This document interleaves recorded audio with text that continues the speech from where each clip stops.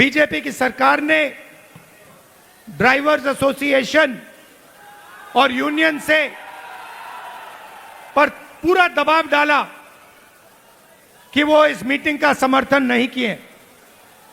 उन्होंने पूरा दबाव डाला, धमकाया और डराया ड्राइवर यूनियन को, एसोसिएशन को, कि यहां पे इस मीटिंग में कांग्रेस पार्टी का समर्थन न कीजिए और इस मीटिंग को डिसरप्ट करने में मदद कीजिए। और मैं यूनियन को और एसोसिएशन को धन्यवाद करना चाहता हूं कि आपने इस मीटिंग का समर्थन किया।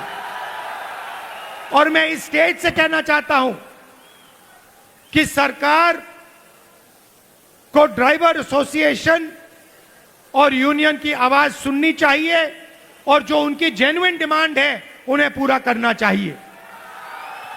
एक बार फिर मैं आप सबका दिल से धन्यवाद करना चाहता हूं।